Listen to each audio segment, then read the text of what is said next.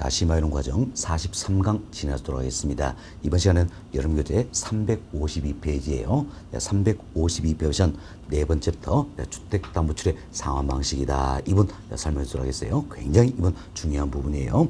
별표 13개짜리입니다. 자, 별표 13개 의미가 뭡니까? 최근 5년 동안 우리 시험에서 이 챕터 관련해서 13문제 연관돼 출제했다. 그 이야기죠. 그럼 결국은 매년마다 2문제 내지는 3문제 연관돼서 출제도 할 수 있겠죠. 그만큼 중요성이 있는 부분이다. 그래서 잘 듣고 이해하시려고 노력을 좀 해보시기 바라겠습니다. 자, 주택담보출의 상환 방식입니다. 이는 내가 주택담보출을 받았다는 이야기예요. 그럼 대출받은 금액을 어떻게 상환 갚아가느냐 이 문제예요. 이것은 상환 방식도 여러 가지가 있습니다. 그중에 대표되는 두 가지 말씀을 좀 드리도록 하겠어요. 자, 먼저 자, 원금 만기 일시 상환 방식이라는 게 있습니다. 자, 원금 만기 일상환 방식이다. 자, 이는 말 그대로 봅시다. 말하자면 원금은 어떻습니까? 만기에 일시에 상환한다라는 이야기죠. 따라서 대출 기간 동안에는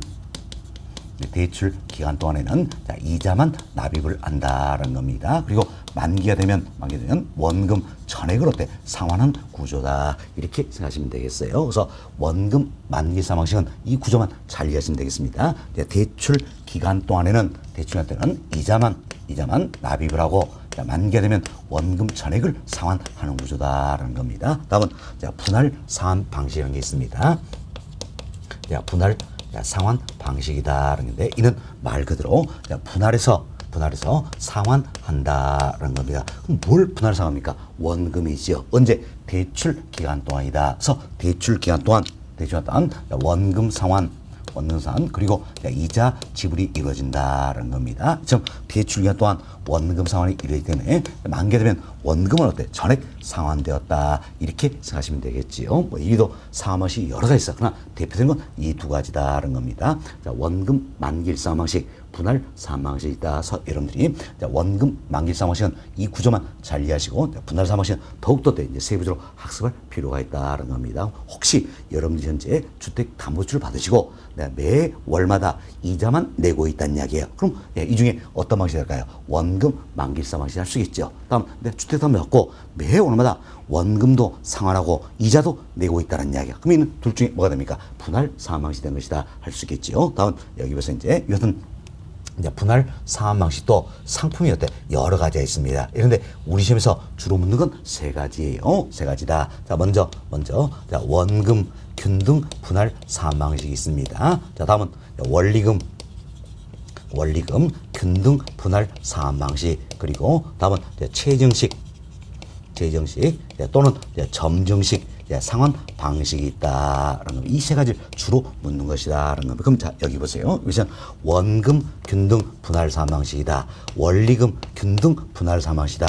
최정식 상환 방식이다. 모두가 분할 상환 방식이에요. 그래서 이 상품들은 모두가 대출 기간 동안 원금 상환, 이자 지불이 이루어진다. 이렇게 생각하시면 되겠습니다. 그래서 우리 시험에서는 분할 상환 방식 관련해서 이 세 가지 상품을 묻고 있더라. 그래서 이 세 가지 상품을 우리가 구체로 학습할 필요가 있겠지요. 자, 그리고 하나 더 덧붙여서 말씀드립니다. 여기 보세요. 원금 만기 일상환 방식이 되었던 분할 사망이었던 항상 이자는 뭘 기준으로 계산할 것인가? 바로 어떤 방식과 관계없이 항상 이자는 뭘 기준으로 계산할 것인가? 바로 저당 잔액을 기준해서 저당 잔액을 기준해서 이자를 계산한다라는 거. 이때 저당 잔액은 뭘로 합니까? 대출 잔액이다. 이렇게 생각하시면 되겠어요. 저당 잔액, 즉 대출 잔액 기준해서 이자는 계산하게 된다. 이렇게 보시면 되겠습니다. 자, 그럼 우리가 하나씩 살펴드리는데 조금 더 여러분들 이해를 돕면서 가상적 사례를 하나 들어주도록 하겠습니다. 내가 가상적 사례를 하나 들어보이는데 내가 주택담보출 1억을 받습니다. 1억을 받는데 만기 20년입니다. 만기 20년인데 매 월마다 상환한 조건이다. 매년마다 상환 조건을 합시다. 자, 매년마다 상환 조건이다. 사실 현실 따지면 매 월마다 상환하는 게 대부분이에요. 그래서 우리가 계산의 편율을 위해서 매년마다 상환한다. 이렇게 생각하시면 되겠습니다. 다음 고정금리 연 연 10%다 이렇게 가정합시다. 사실 이분도 뭐 현실 따지면 3%, 뭐 4%대 정도 될 겁니다. 그래서 우리가 계산을 평일에서 연 10%다 이렇게 가정을 한번 해봅시다. 그럼 이 같은 가정하에서 하나씩 살펴야 됩니다. 먼저 자, 이 원금 균등, 자 원금 균등 분할 상환 방식이다라는 게 있습니다. 자, 여기 보세요. 분할 상환 방식이죠. 분할 상환 방식이니까 당연히 대출 기간 동안 어때? 원금 상환, 이자 지불이 이루어진다는 걸 알 수 있겠죠. 그렇지만 앞부분 보세요. 원금이 균등하다는 이야기예요. 결국 어때? 대출 기간 동안 원금 상환액이 여기 있죠. 원금 상환액이 매 기마다 똑같다는 이야기예요. 그래서 항상 원금 균등이다. 이게 나오면 먼저 이상을 하셔야 됩니다. 뭐 지문형 문제였던 계산형 문제였던 상관없이 원금 균등이 나오면 뭐가 균등합니까? 원금이 균등하다는 이야기예요. 그래서 원금이 균등하다 생각하시고 먼저 우리가 원금 상환액을 계산한다는 이야기예요. 그리고 다음은 어때? 이자 계산해서 합하면 뭐가 됩니까? 원리금 상환액이 된다. 이렇게 생각하시기 바라겠어요. 그래서 여러분들이 원금 균등하면 뭐가 균등합니까? 원금이 균등하다 생각하시고 먼저 원금 상환액, 다음은 이자 지불에 합해서 때 원리금 상환액이다. 이렇게 순서를 잡자는 이야기예요. 여기 보세요. 원리금 상환액, 이건 뭡니까? 원가절 합한 금액이 되겠지요. 됐습니다. 자, 그럼 하나씩 살펴봅시다. 먼저 원금 상환액이다라는 이야기예요. 원금 상환액은 균등하죠? 매 기마다 균등하다. 이렇게 보시면 되겠어요. 따라서 원금 상환은 어떻게 하면 되겠어요? 내가 대출받은 금액이 있다는 이야기예요. 대출금을 총 몇 번에서 나눠내느냐, 납입 횟수로 나눠버리면 되겠다는 겁니다. 납입 횟수로 나눠버리면 원금 상환의 계산이 되는 것이다라는 겁니다. 우리 가상 사례를 하나 들어왔죠. 자, 주택담보대출 1억 받습니다. 만기는 20년이에요. 매년마다 상환 조건이다. 고정은 연 10%다. 이것은 가정에서 원금 균등이라는 이야기예요. 그럼 원금 상환의 계산을 한번 해보자는 겁니다. 대출금 얼마입니까? 1억이지요. 1억을 총 몇 번에서 나눠야 될 것인가? 총 몇 번입니까? 자, 보세요. 만기는 지금 20년이죠? 20년인데 매년마다 상환한다 했어요. 그럼 매년마다 상환 조건이니까 총 몇 번입니까? 20번이 되겠지요. 그럼 자, 그리고 1억을 20으로 나눠버리면 얼마가 나올까요? 자, 1억을 20으로 나누면 얼마 나옵니까? 500만 원이다. 할 수 있겠죠? 500만 원이다. 물론 계산기 안 눌러도 이 정도는 이해되실 겁니다. 자, 이제 500만 원이 되겠다라는 겁니다. 그럼 결국은 주어진 조건을 고려했을 때 어때? 매년마다 원금 상환액은 얼마입니까? 500만 원이 되겠다라는 겁니다. 매년마다 500만 원씩 원금 상환이 이루어진다는 이야기예요. 총 몇 년 동안입니까? 20년 동안이다라는 겁니다. 따라서 1차 년도에도 원금 상환액은 얼마입니까? 500만 원이죠. 2차 년도 원금 상환은 얼마입니까? 500만 원이죠. 자, 10차 년도도 원금 상환은 얼마입니까? 500만 원이다. 이렇게 생각하시면 되겠습니다. 만약에 매월마다 상환한 조건이라면 납입 횟수가 얼마 될까요? 자, 20 여기다가 12를 곱해주면 되겠죠? 그래서 240이 될 것이다. 이렇게 참고하시면 되겠습니다. 여튼 우리 매년마다 상환 조건이니까 납입수는 20이 된다. 그래서 1억을 20을 넣으면 원금 상환은 500만 원이 되겠다는 겁니다. 그래서 우리는 이제 1회차 원금 상환이 또 얼마입니까? 자, 500만 원이다라는 걸 알 수 있다. 이렇게 보시면 되겠어요. 자, 1회차 원금 상환이 또 500만 원이 된다는 걸 알 수 있겠죠. 자, 또 뒤에 동그라미 6개는 떼버렸습니다. 자, 다음 이제 원금 상환액 계산했습니다. 다음은 뭡니까? 이자 지불의 계산이 돼야 되겠죠. 두 번째, 자, 이자 지불의 계산해 봅시다. 자, 이자는 항상 뭘 기준한댔어요? 저당 잔액을 기준한다. 대출 잔액을 기준해서 이자를 계산한다 했습니다. 그럼 자, 원금 균등이다. 그럼 이 사례 보듯이 매년마다 비록 똑같은 금액이지만 원금 상환이 어때? 지속적으로 이루어진다는 이야기야. 그럼 원금 상환이 지속적으로 이루어지니까 후기로 가면 갈수록 저당 잔액은 증가할까요? 감소할까요? 감소하겠죠? 그래서 이제 후기로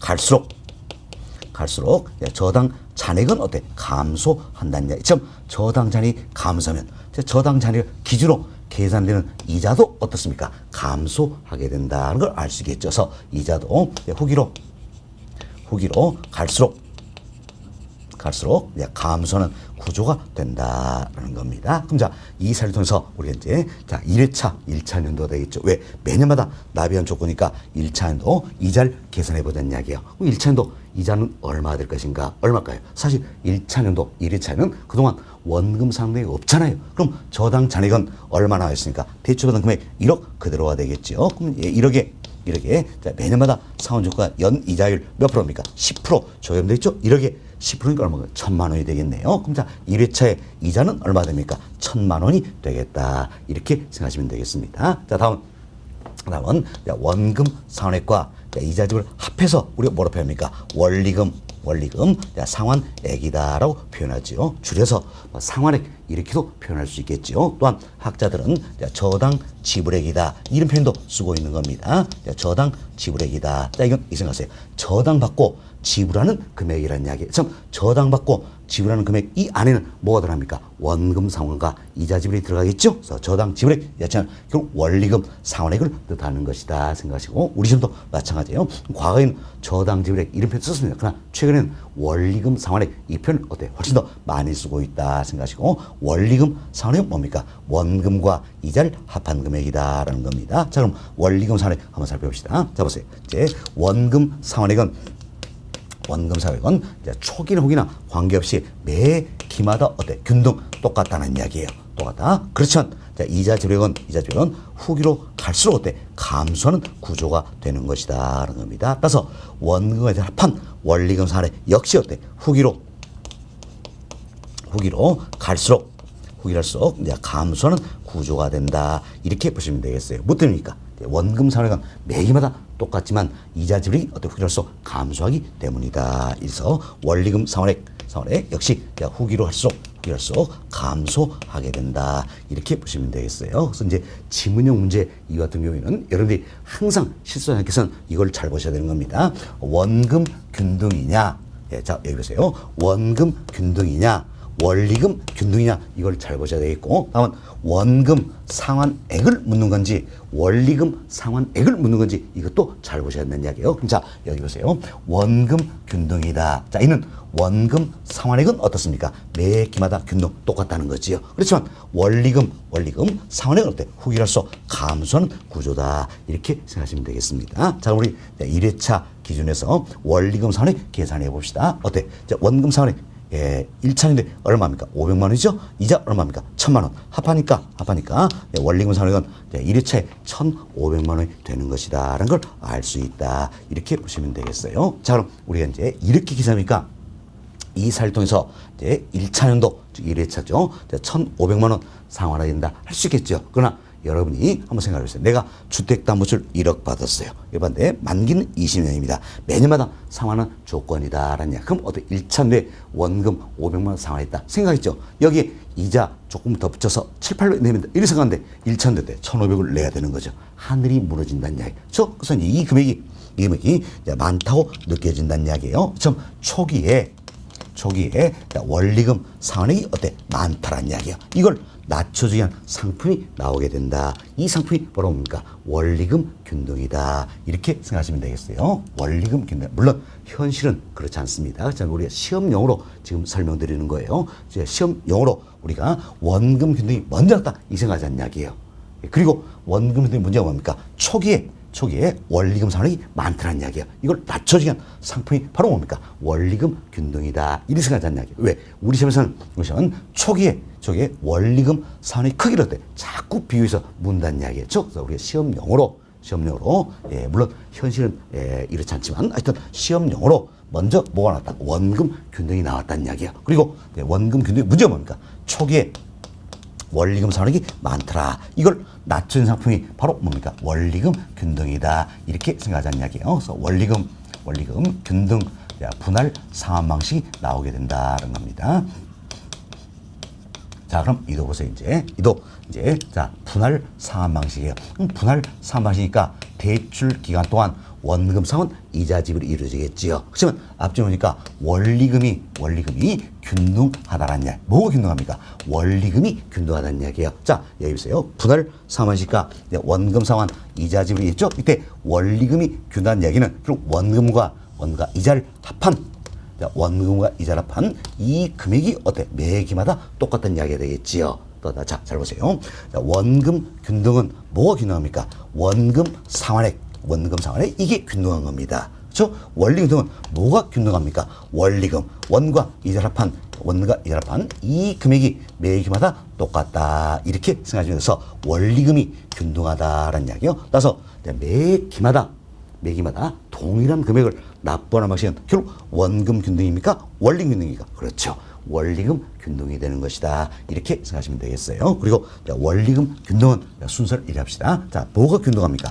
원리금이 균등하다. 그래서 먼저 우리가 원리금 상환액부터 어때? 예, 계산한다는 이야기야. 원리금 상환액 계산하고 다음 어때? 이자 계산해서 자, 원리금 상환액에서 이자를 빼주면 뭡니까? 원금 상환액이 계산된다. 이렇게 생각하시면 되겠어요. 그래서 여러분이 이제 순서를 잘 잡읍시다. 여기서 이제 원금 균등은 뭐가 균등합니까? 원금이 균등하다. 그래서 원금 상환액 먼저 계산하고 다음 이자 지불액 계산해서 합하면 어때? 원리금 상환액이 되는 것이다 라는 겁니다. 다음 원리금 균등이에요. 원리금 뭐가 균등합니까? 원리금이 균등하다. 그래서 뭘 먼저 계산합니까? 원리금 상환액 먼저 계산하고 다음 이자 계산해서 원리금 상환해서 이자를 빼주면 돼. 원금 상환액이 결정이 된다. 이렇게 생각하자라는 겁니다. 자, 그럼 자 먼저 우리가 원리금 상환액 여기서부터 계산해 봅시다. 자, 원리금 상환액이다. 그럼 자, 원리금 상환액은 어떻습니까? 균등. 자, 매기마다 균등하다는 걸 알 수 있다는 겁니다. 그렇죠? 이제 우리가 원리금 상환은 어떻게 계산할 것인가? 여기 보세요. 원리금 균등 분할 상환에서 내가 대출을 받고 매기마다 얼마씩 가버려 상환액 이걸 구하기 위해서는 뭘 활용합니까? 저당상수를 활용한다. 우리 여러 차례 이야기했습니다. 저당상수를 활용한다. 따라서 자, 이제 원리금 상환액을 구하고자 한다는 이야기예요. 이는 어떻게 하면 되겠어요? 내가 대출받은 금액이겠죠. 대출금 여기에 저당상수를 곱해주면 되겠다는 겁니다. 자, 그래서 이제 원리금 균등에서 대출받고 매기마다 얼마씩 갚아가는 상환액 이걸 구할 때는 뭘 활용합니까? 저당상수를 활용한다. 그래서 대출받은 원금에 저당상수를 곱해주면 원리금 상환액을 계산할 수가 있다라는 겁니다. 그럼 자, 우리가 이제 주어진 사례를 봅시다. 자, 주택담보대출 1억 받았죠. 만기 20년 매년마다 상환한다. 고정금리 연 10%라는 이것은 가정하에서 이제 원리금 균등이라는 이야기예요. 그럼 어때? 우리가 원리금 상환액 계산할 수 있겠죠? 대출받은 금액은 얼마입니까? 1억이에요. 1억. 그리고 여기에 조건에 맞는 저당상수를 곱해주면 되겠다는 겁니다. 그럼 조건은 저당상수 곱해주면 되는데 여기 보세요. 자, 만기 20년입니다. 매년마다 상환 조건이다. 자, 그래서 연복리가 되겠죠. 매년마다 상환 조건이니까 연복리 몇 프로입니까? 10%라서 만기 20년 연복리 10% 여기에 해당하는 저당 상수값이겠죠. 이는 0.117460이 되겠습니다. 자, 이 수치는 걱정하지 마세요. 우리 시험은 다 단서에 나오는 겁니다. 요령만 익히면 저 혼자만 외우고 있으면 되는 겁니다. 여러분들은 이제 단서에 나오기 때문에 요령만 잘 익히시면 되겠어요. 자, 그럼 이제 이렇게 저당 상수를 곱해주니까 원리금 상환액 얼마가 됩니까? 1,174만 6천 원이 되겠다는 겁니다. 그럼 주어진 조건을 고려했을 때 이제 매년 상환 조건이니까 매년마다 얼마씩 1,174만 6천씩 상환을 해간다는 이야기예요. 그래서 몇 년 동안? 20년 동안이다라는 겁니다. 그럼 여튼 1,174만 6천 원 이 안엔 뭐가 들어있습니까? 원금과 이자가 들어있다. 그래서 원가를 합한 원리금 상환액 이 자체가 매기마다 동일하다. 그럼 결국 1회 차이도 내가 총 내는 금액은 얼마입니까? 1,174만 6천 원이 되겠지요.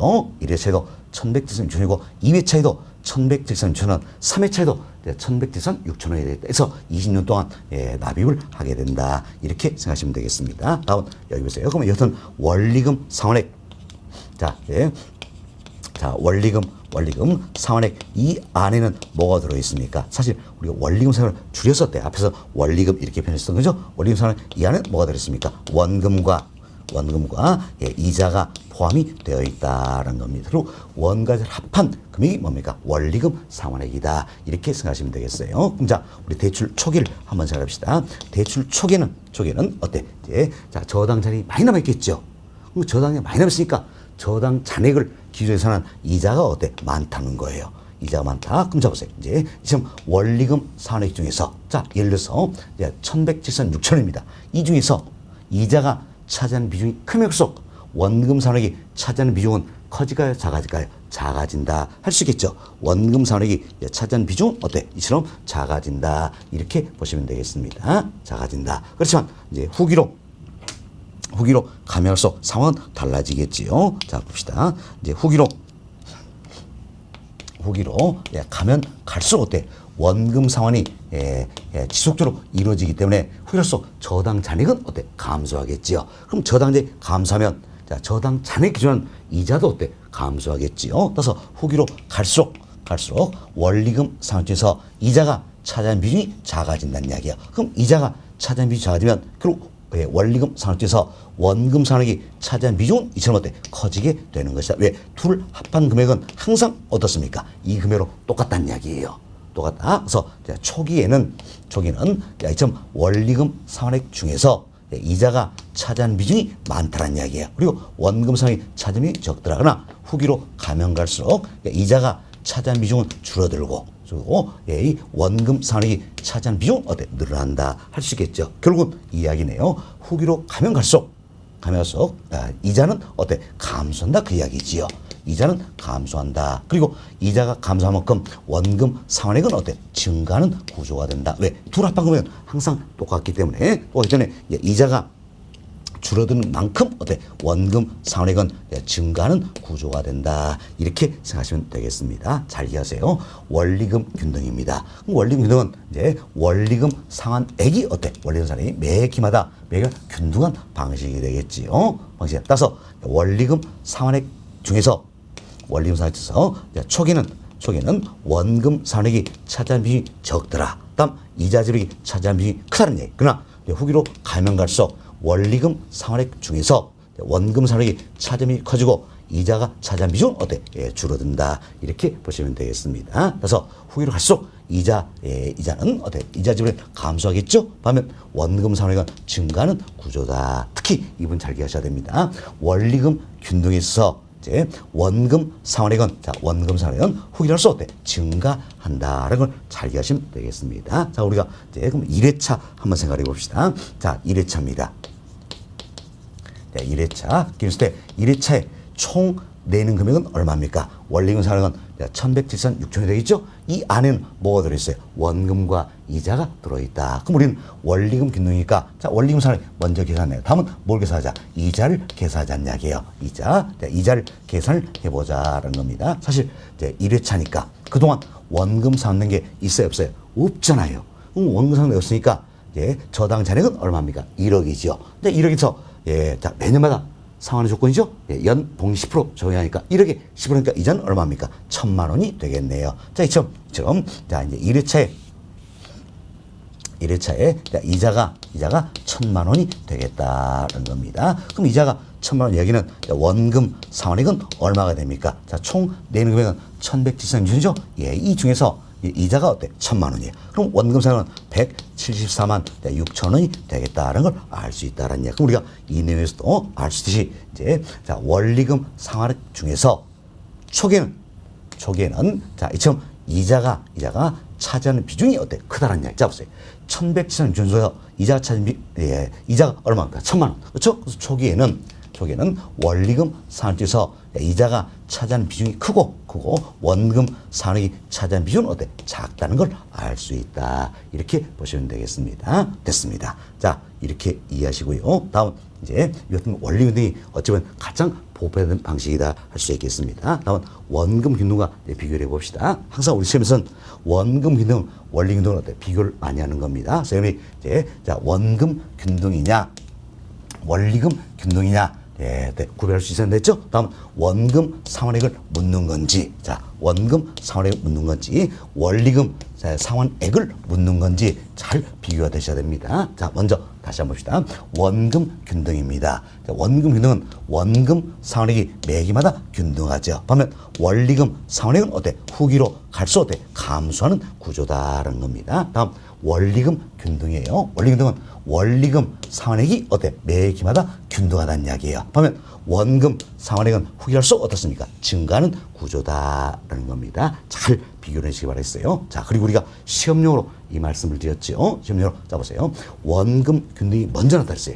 그럼 원금 문제가 뭡니까? 초기에 원리금 상환액이 많더라. 이걸 낮춰주기 위한 상품이 뭡니까? 원리금 균등이다. 그럼 이 사례 보니까 원금 균등이면 1회차에 총 내는 금액은 즉 원리금 상환액은 1,500만 원이잖아요. 그렇지만 원리금 균등하면 1,173 6천 원이다라는 겁니다. 즉 원금 균등에 비해서 원리금 균등은 어때? 초기에 원리금 상환액을 어때? 낮춰준 상품이다. 이렇게 생각하시면 되겠어요. 자, 그렇지만 원금 균등과 원리금 등의 1회차에 똑같은 게 있어요. 뭐가 똑같습니까? 이자가 똑같아요. 자, 원금 균등에서도 1회차 이자는 얼마입니까? 1,000만 원이죠. 다음 원리금 균등도 1회차 이자는 얼마입니까? 1,000만 원. 이자가 같다는 얘기. 뭐 때문입니까? 1회차에는 그동안 원금 상환된 게 있어요, 없어요? 없죠? 예, 원금 상환 하나 쓰니까 저당 잔액이 어때? 예, 원금 균등, 원리금 균등 마찬가지죠. 1억 똑같이 남아있을 거 아니에요? 그래서 이자가 똑같다. 자, 잘 보세요. 원금 균등과 원리금 균등이 있습니다. 자, 1회차. 예, 1차. 같은 건 뭡니까? 예, 원리금 상환액입니까? 아니죠. 예. 자, 원리금 상환액은 원금 균등이 더 많고, 예, 원리금 균등이 더 적다는 이야기예요. 같은 건 뭡니까? 이자가 같다. 우리 시험은 원리금이 같다. 잘못된 표현이죠. 자, 다시 보세요. 원리금, 예, 상환액 이 자체는 예, 1회차에 원금 균등이 더 많죠? 원리금 균등이 더 적다는 이야기예요. 그렇죠? 예, 자, 원금 균등과 원리금 균등의 1회차에 똑같은 뭡니까? 이자 지불액이다. 이렇게 생각하시면 되겠습니다. 됐습니다. 자, 그럼 보세요. 이제 이 시험 이자 지불액은 똑같은데 원리금 상환액의 차이가 있다는 이야기는 결국 뭐의 차이입니까? 원금 상환액의 차이가 있다. 이런 의미가 되겠지요. 따라서 예, 자, 원리금 상환액이 많을수록 당연히 원금 상환액이 더 많다는 걸 알 수 있다. 이렇게 생각하시면 되겠습니다. 됐습니다. 자, 이 정도로 원리금 등 이해하시면 되겠고요. 원리금 균등은 원금 균등에 비해서 초기에 원리금 상환액을 낮춰있다는 이야기예요. 그렇지만 예, 자, 젊은 층은 이거 더 낮춰달라 이런 요구를 하게 된다. 그래서 나오게 된 게 바로 뭡니까? 최정식 상환 방식이다. 또는 점증식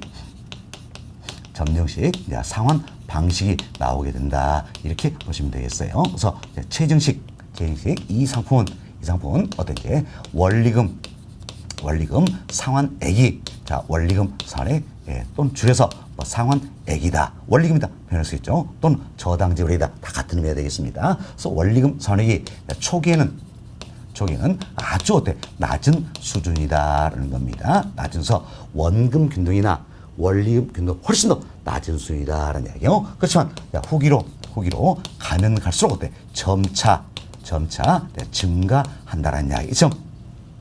최정식은 자, 원리금 상환액이 초기에는 아주 낮은 수준이지만 후기로 할수록 점차 증가한다. 이러면서 점증식 점차 증가해서 점증식 이렇게 표현되는 것이다 라는 겁니다. 이렇게 생각하시면 되겠습니다. 그럼 우리 자, 가상적으로 한번 생각해 봅시다. 자, 이제 자, 최정식은 초기에 원리금 상환이 아주 낮은 수준이다. 자, 우리 1회차 생각합시다. 그럼 1회차는 원금 균등하면 얼마였어요? 1,500이었지요. 원리금 균등하면 얼마입니까? 1,173 6천 원이에요. 이보다 훨씬 더 낮은 수준이다. 그럼 1회차에 원리금 상환은 얼마를 출할 것이냐? 이는 차입자와 대출자가 협의해서 결정할 수도 있다라는 이야기예요. 그럼 자, 우리가 쉽게 생각합시다. 자, 1회차에 자, 원리금 상환액을 자, 1회차에 자, 원리금 상환액을 자, 500만 원으로 출발하자는 이야기예요. 출발하자라는 겁니다. 그럼 자, 한번 보세요. 1회차에 내야 될 이자가 얼마입니까? 최정식 할자도 1회차에 그동안 원금 상환액이 있어요, 없어요? 없잖아요. 그럼 저당자는 1억이잖아요. 1억에 연봉이 10%니까 얼마입니까? 1,000만 원. 그래서 1회차에 내야 될 이자는 총 1,000만 원이에요. 그러나 총 내는 금액이 500만 원이라는 이야기. 그럼 어때? 원금 상환은 고사하고 이자도 못 냈잖아요. 사실 이자만 얼마입니까? 1,000만 원이에요. 1,000만 원. 그렇지만 총 내는 금액이 원리금 상환액이 500만 원밖에 안 된다는 이야기예요. 그럼 원금 상환은 고사하고 이자도 내지 못했다라는 겁니다. 자, 이자 얼마 못 냈습니까? 500만 원 못 냈잖아요. 이게 어떻게 되죠? 저당 잔액에 쌓이게 된다는 겁니다. 그럼 자, 이제는 이제 1회차 납부 후입니다. 이 납부 후에 자, 저당 잔액은 얼마 돼버립니까? 자, 1억 500이 돼버리겠죠. 왜? 500만 원 이자 못 냈으니까.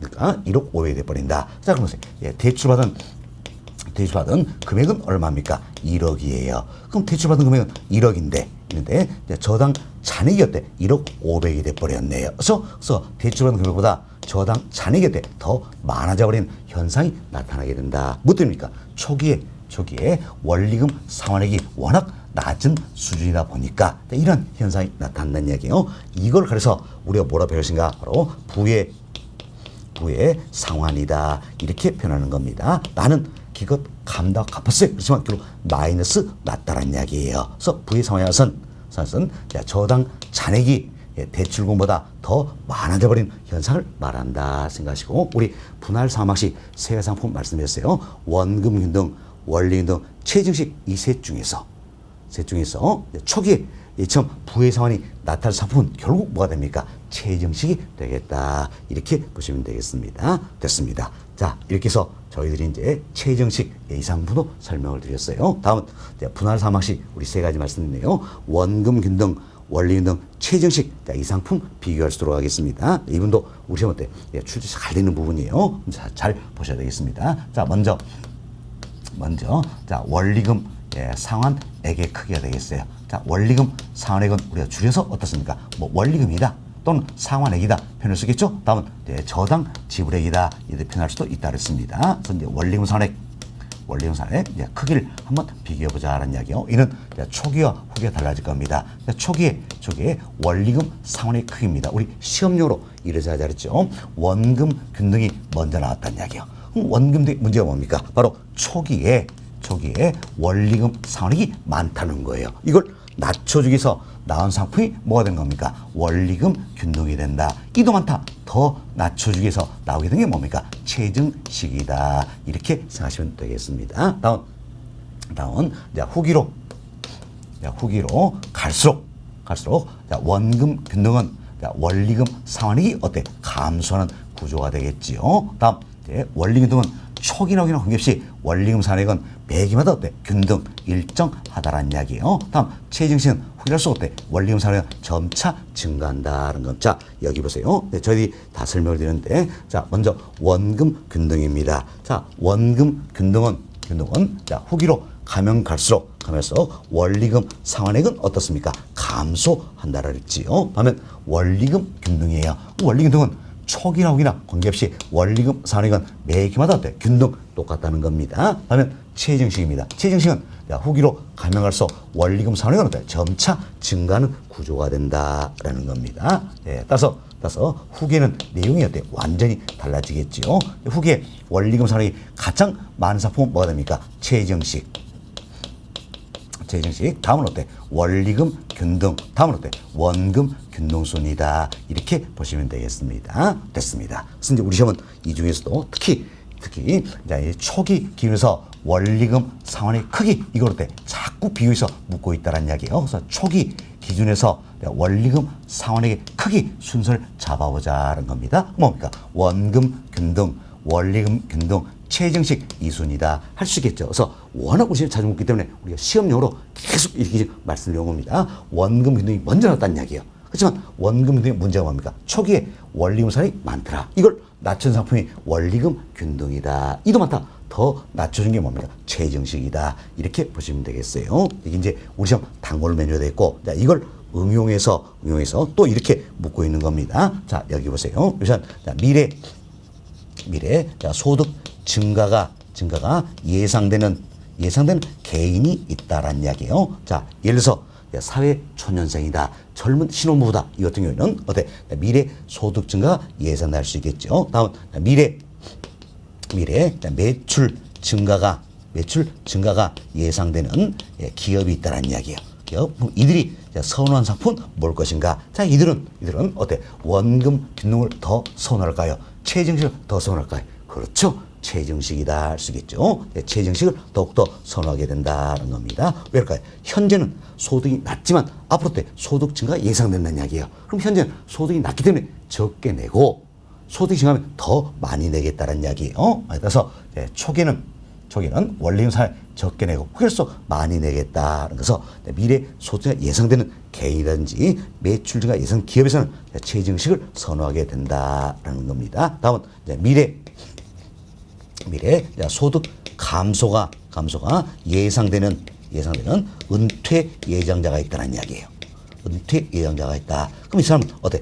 소득이 감소할 것으로 예상이 된다는 이야기야. 그럼 어때? 감소 예상자 지금 많이 내고 나중에 적게 내겠다. 오히려 뭘 더 선호할까요? 지금 많이 내고 나중에 적게 냈다. 원금 균등을 더욱더 선호하게 된다. 이렇게 보시면 되겠습니다. 그래서 미래 소득 증가가 예상되는 개인이나 미래 매출 증가가 예상되는 기업들은 최정식을 선호하게 되겠고 미래 소득 감소가 예상되는 은퇴 예정자다. 이 같은 경우는 오히려 최정식보다는 원금 균등을 선호하게 된다. 이렇게 보시면 돼요. 우리 시험은 최근 또 이렇게 나왔죠. 자, 미래 소득 감소가 예상되는 은퇴 예정이요 최정식이 유리하다. X 잘못되죠. 미래 감소가 예상이 되니까 지금 많이 내고 나중에 적게 내야 되겠죠? 그럼 지금 많이 내고 나중에 적게 내고 오히려 최신보다는 원금 균등을 선호한다. 이렇게 잘 이해하셔야 되겠습니다. 됐습니다.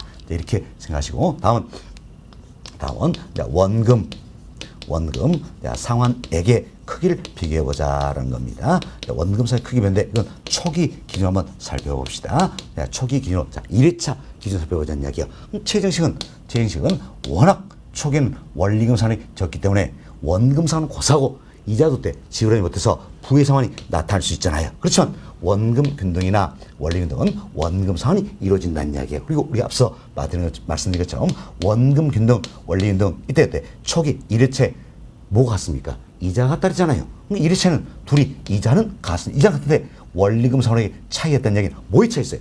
원금 상환액의 차이가 있다. 따라서 원리금 상환액이 많을수록 결국 원금 상환액이 많다. 이렇게 말씀을 드렸죠. 그래서 원금 크기 우리가 초기 기준으로 생각한다면 원금 균등 다음은 원리금 균등 다음은 최정식 이 순이 된다. 이렇게 보시면 되겠습니다. 다음은 이제 저당 잔액의 대출 잔액이겠죠.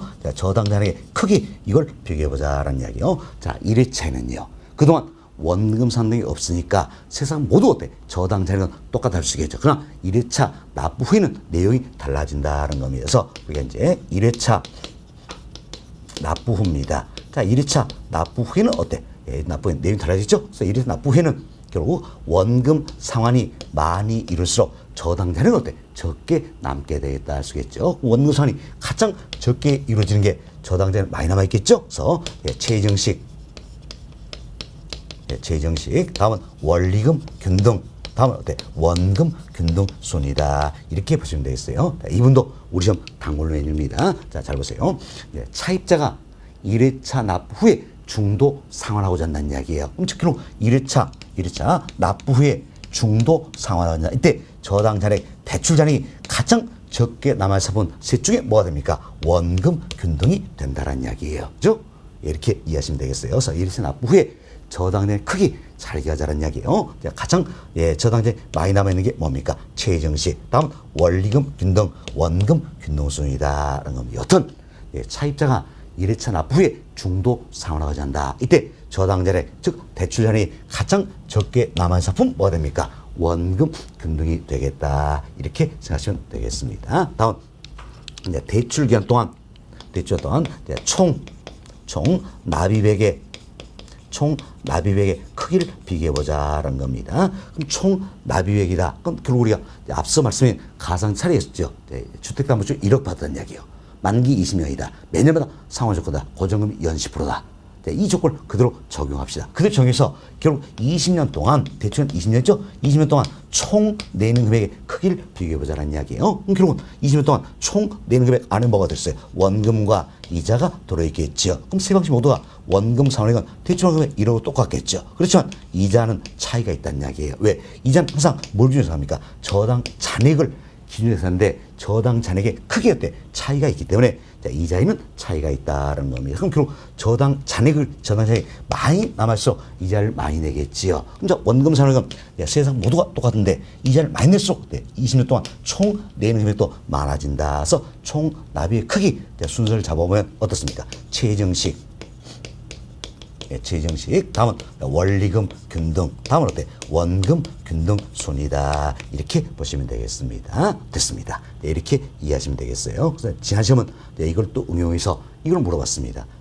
자, 대출 기간 동안 은행 입장에서는 자, 이자 수입이 크게 어떻게 되냐 이걸 물어봤어요. 결국은 은행 입장에서 대출 기간 동안 이자는 어때? 항상 저당 잔액 기준으로 계산하겠죠? 그래서 저당 잔액이 많이 남을수록 은행 입장에서는 이자를 어때? 많이 받겠지요. 왜? 차입자 입장에서는 이자를 많이 내니까 은행 이자를 많이 낸다. 그래서 대출 기간 동안 자, 은행 입장에서 받는 이자의 크게 있다는 이야기예요. 그럼 대출 기간 동안 받는 총 이자가 가장 많은 방식이 뭡니까? 최정식, 다음 원리금 균등, 원금 균등 순이다. 이렇게 생각하시면 되겠어요. 그래서 이자는 항상 뭘 기준합니까? 저당 잔액을 기준으로 계산이 된다. 이렇게 보시면 되겠어요. 자, 이렇게 해서 저희들이 이제 분할 상환시 대표 상품 세 가지 있죠? 원금 균등, 원리금 균등, 최정식 세 상품 설명드리고 비교까지 해드렸습니다. 이런 정도는 반드시 정리해야 된다. 아시겠죠? 그만큼 우리 지금 출제가 많이 되기 때문이다. 이렇게 생각하시면 되겠습니다. 자, 그럼 여러분 교재 한번 살펴보도록 하겠습니다. 자, 여러분 교재 보겠습니다. 352페이지 보세요. 352페이지 보시면 상단에 박스가 들어있죠? 그래서 이제 원금 만기일 사망식, 분할 사망식이다. 이분 우리가 설명을 드렸으니까 박스 내용 읽어보시면 되겠고, 다음 양월 1번 원금 균등 분할 사망식입니다. 어때? 우리 원금 균등 다 말씀드렸죠? 교재 읽어보셔도 되겠습니다. 자, 그리고 우측 페이지 봅시다. 353페이지 보세요. 자, 연습 문제 나와 있죠. 이제 28회 때 출제된 문제가 되는데 같이 한번 풀어보도록 하겠습니다. 자, A씨는 주택을 구입하기 위하여 은행으로부터 5억을 대출받았다라는 겁니다. 자, 대출받은 금액은 얼마입니까? 5억이다. 자, 대출받은 금액은 5억이 되겠습니다. 은행의 대출 조건이 당어들 때 9회차 상환할 원리금 상환액과, 자, 9회차 뭘 구하라는 이야기야? 원리금 상환액 이걸 구하라 그 이야기죠. 9회차 원리금 상환액과 13회차 납부하는 이자 납부액을 순서하는 것. 결국 13회차 뭘 구하라는 이야기야? 이자 납부액, 이자 지불액 구하라 그 이야기죠. 두 개를 동시에 구하라네요. 9회차는 원리금 상환액을 구하는 거고 13회차는 뭐 먹는다? 이자만 구해보라 그 이야기예요. 그래서 순서로 나이랑 것은 묻고 있지요. 먼저 대출 금리 봅시다. 대출 금리 보시면 고정금리 연 5%다라는 이야기. 자, 고정금리 연 5%다라는 거지요. 다음 이제 대출기간 20년이네요. 자, 만기는 20년이다라는 겁니다. 다음 원리금 상환 조건입니다. 원금 균등에 나와 있죠? 원금 균등이다. 이게 이제 또 결정된 단서가 되겠죠. 자, 원금 균등이다라는 겁니다. 자, 그리고 연 단위로 매기말 상환한다. 그런데 매년마다 상환한 조건이다라는 겁니다. 자, 그럼 어떻게 우리 주어진 조건에서 원금 균등이다. 이걸 알았어요. 원금 균등이다. 이걸 알았으니까 당연히 여러분 순서는 어떻게 잡으셔야 됩니까? 원금 균등이니까 우리가 어떻게 했어요? 원금 균등하면 뭐가 균등하다? 원금이 균등하다 그랬죠. 그럼 원금이 균등하니까 계산문제 됐던 지문이 됐던 순서는 어떻게 잡혔어요? 원금부터 구한다는 이야기겠죠? 원금. 자, 원금. 다음은 뭡니까? 이자. 합해서 어때? 원리금. 상환액이 되는 것이다. 이렇게 순서를 잡자 그랬죠. 그러면 자, 원금 상환액부터 계산이 되겠죠. 자, 원금 균등이니까 원금 상환액은 매 기마다 어때? 똑같다는 이야기예요. 똑같다. 따라서 대출받은 원금을 어때? 납입 횟수로 나눠주면 되겠다라는 겁니다. 그럼 자, 대출받은 원금은 얼마입니까? 5억이지요. 5억. 자, 5억을. 자, 대출 원금은 5억이지요. 동그라미 6개 생략하겠습니다. 5억을 납입 횟수로 나눠주자는 이야기예요. 자, 대출기간 20년이네요. 20년인데 매년마다 상환 날수. 총 납입수 몇 번입니까? 20이 되겠죠. 그럼 5억을 20으로 나눠버리면 되겠습니다. 자, 계산 한번 해봅시다. 그래서 자, 5억 나누기 20 하면 얼마입니까? 2,500만 원이 나온다. 뒤에 통을 6개 떼버렸습니다. 결국은, 결국은 매년마다 2,500만 원씩, 매년마다 2,500만 원씩 몇 년 동안? 20년 동안 상환하는 것이다. 그럼 결국은 이제 1회차에 원금 상환이 또 2,500만 원이 되겠고, 2회차도 2,500이 되겠고, 자, 9회차도 2,500이 되겠죠? 13회차도 2,500이 되겠다. 이걸 알 수 있다는 이야기예요. 알 수 있다 생각하시고. 자, 그럼 우리는 이제 9회차 원리금 상환을 계산하는데, 9회차에도 원금 상환액은 얼마입니까? 2,500이다. 이걸 알았습니다. 그죠? 왜? 원금 상환은 매년마다 똑같다는 이야기예요. 다음, 이자 계산합시다. 이자는 항상 뭘 기준으로 이자는 항상 저당 잔액을 기준으로 계산한다는 이야기예요. 저당 잔액 기준한다. 그럼 잡았어요. 이제. 자, 9회차니까 지금까지 원금 상환 몇 번 이뤘어요? 8번 이루어졌겠지요. 8번. 그럼 자, 매년마다 2,500만 원씩. 자, 매년마다 2,500만 원씩. 결국 8번 원금 상환이다. 이 값을 계산하면 되겠네요. 계산해보세요. 계산이 얼마 나옵니까? 2억이 나온다는 이야기야. 그럼 어때? 원금 상환된 건 2억이죠? 2억이다라는 이야기요. 그럼 어때? 9회차에 저당 잔액은 얼마 남아있어요? 자, 대출원금 5억이네. 이 중에 그동안 원금 상환 2억이니까 저당 잔액은 얼마 남았습니까? 5억에서 2억 빼면 3억이 된다는 걸 알 수 있겠죠. 그럼 3억에 대해서 자, 연 5%죠. 매년마다 상환 조건이니까 연 5% 이자를 줘야 돼요. 그럼 3억 원 곱하기 5% 해보세요. 얼마입니까? 1,500만 원이다. 이런 걸 알 수 있겠죠. 1,500만 원이다. 그럼 자, 원금 상환액은, 자, 9회차에 원금 상환액은 2,500이죠. 다음, 이자는 얼마입니까? 1,500에 투합하면 원리금 상환액 얼마입니까? 4,000만 원이 되겠다. 결국 하나 찾았습니다. 9회차에 원리금 상환액은 얼마가 되는 겁니까? 4,000만 원이 되는 것이다. 하나 찾았네요. 자, 다음은 이제 13회차 이자 지불액 찾아봅시다. 자, 13회차는 이자 지불액 이것만 우리가 계산해보자는 이야기예요. 문제가 이자 지불액 이것만 묻고 있죠. 이자만 계산해보자는 겁니다. 그럼 자, 이자는 항상 뭘 기준합니까? 저당 잔액 기준으로 계산한다는 겁니다. 이때 13회차니까 그동안 총 몇 번 냈겠습니까? 12번.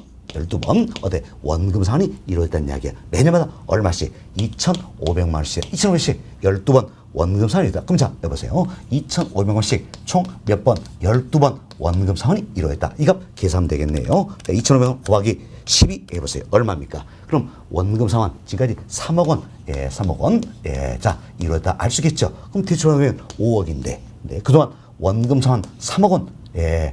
이루어졌으면 저당 잔액은 얼마 남습니까? 5억에서 3억 빼주면 2억이 남겠죠. 그럼 자, 저당 잔액은 2억이니까 2억에 대한 1년치 이자 계산하면 되겠네. 자, 이자만 구하라 그랬죠? 그럼 2억에 대한 1년치 이자 계산하자. 자, 연 5%네요. 그럼 자, 2억 여기에 5%면 얼마입니까? 1,000만 원이 나온다는 얘기에서 13회차 이자 지불은 얼마입니까? 1,000만 원이다. 이렇게 계산하는 문제다 생각하시면 되겠습니다. 그래서 여러분이 시간이 많이 가도 원리만 이해하시고 조금만 있으면 훨씬 쉽게 우리가 계산할 수 있는 그와 같은 유형이 되겠습니다. 그래서 이제 답은 몇 번입니까? 1번이 되겠지요. 1번. 자, 순서는 뭡니까? 9회차 원리금 상환액, 13회차 이자 지불액 이 순서로 했죠? 그럼 결국 4천만 원, 1,000만 원이 되겠습니다. 4천만 원, 1,000만 원이 돼서 1번이요. 4천만 원, 1,000만 원 나와 있죠? 답은 1번이 된다. 이렇게 보시면 되겠어요. 자, 이 연습 한번 해보시고요. 기출문제 풀이 과정에 있어서 또 한 번 설명 좀 드리도록 하겠습니다. 다음 양거래 2번입니다. 원리금 균등분할 상황식 이분도 설명 다 드렸지요. 교재는 여러분이 읽어보시면 되겠습니다. 자, 그리고 354페이지를 보세요. 354페이지는 연습 문제다 나와 있죠. 이 부분은 제한된 시간에 풀기가 굉장히 어려운 문제입니다. 그래서 우리 과감히 생략합니다. 생략하고 355페이지 봅시다. 양호 3번 최정식 상환방식 또는 점정식 상환방식이다. 설명 다 드렸죠? 교재 읽어보시고요. 하단 봅시다. 하단 보시면 양호 4번 원금균등, 원리균등, 최정식, 즉 점정식 비교한 내용이다. 이 부분도 우리 좀 출제가 자주 된다 그랬죠? 그래서 이 부분도 설명 다 드렸습니다. 그래서 이제 평으로 1번부터 자, 다음 페이지, 자, 평으로 5번까지 쭉 읽어보시면 되겠습니다. 자, 이렇게 해서 이번 시간은 네 번째 챕터, 이제 저당 대출의 즉 주택담보출의 상환 방식이다. 이어서 설명을 드렸어요. 굉장히 중요한 부분이었습니다. 잘 이해를 좀 해주시기 바라겠습니다. 설명 드렸고 다음은 357페이지를 보세요. 357페이지는 5번 챕터 최대 대출은 산정이다. 이분 어때? 우리가 이미 학습을 다 했던 내용이 되겠습니다. 그 내용이고 다음은 359페이지를 봅시다. 359페이지는 예제가 나와 있죠? 이분도 제가 기본 이론과에서 풀어드렸던 내용이에요. 그래서 여러분들이 꼭 한 번 더 풀어보시면 되겠습니다. 자, 이렇게 해서 2절 주택담보줄이다. 그래서 설명이 다 되었네요. 그래서 주택담보줄 관련된 여러 가지 제도를 말씀했다. 굉장히 중요한 분들이 많았습니다. 예, 잘 들으셨죠? 예, 이 내용 통해서 반복습 꼭 좀 부탁드리고 다음 시간부터는 우리 3절 부동산 유동화제도 여기서부터 설명을 또 드릴 수 있도록 하겠습니다.